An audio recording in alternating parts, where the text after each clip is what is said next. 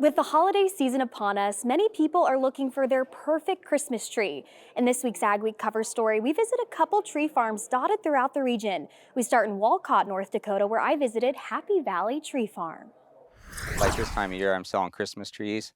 Joel Lyons always enjoyed working outdoors and began planting trees.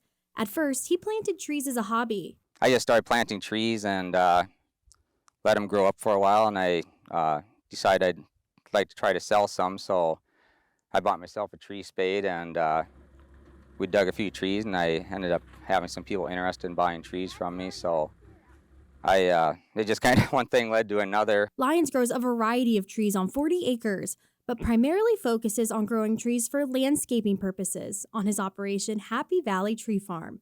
He began offering Christmas trees too when he saw there was a demand for locally grown Christmas trees. My phone started ringing around Christmas time, people wanting Christmas trees, so I thought, well, why not? And this is actually just the third year I've been selling Christmas trees. I've been selling landscape trees for, over 10 years, but I guess for Christmas trees, it's kind of a little bit newer thing that we've been doing. And I actually bring in a lot of my Christmas trees pre-cut just because I can't meet the demand for what people need for Christmas trees, and North Dakota in general isn't a big state for growing Christmas trees. Lyons encourages people to come out to Happy Valley Tree Farm to get a one-of-a-kind experience when picking your perfect pine.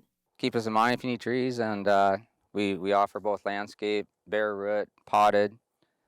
We have quite a variety, and right now we're kind of unique here. It's kind of a unique buying experience coming out here versus just going into town to buy a tree. We got the pre-cut like they do in town, but we also got the living Christmas trees that I actually dig up here myself and sell, and then we do offer a limited quantity of cut your own as well.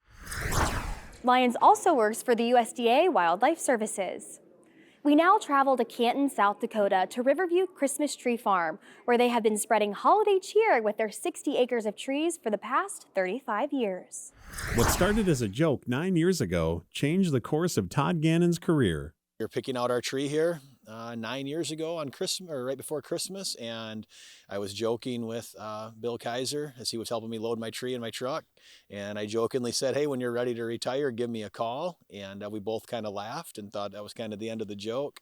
And then that February, so about 3 months later, he actually called and said, "Hey, I'm ready to retire. Do you want to buy the farm?" So the joke kind of turned into reality at that point. There are over 20,000 Christmas trees on the farm. Growing that many trees takes a lot of work. It starts in the spring when we plant 3,000 to 5,000 trees. Every one of those trees, before it goes in the ground, gets hand pruned and trimmed.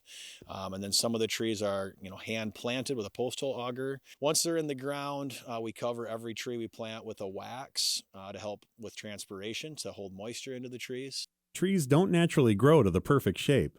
Once the trees are around 4 feet tall, they have to be manually sheared. All the treetops have to be trimmed. They also have to hand pick off pine cones. It's just little nubs, and the trees will put 100 plus on.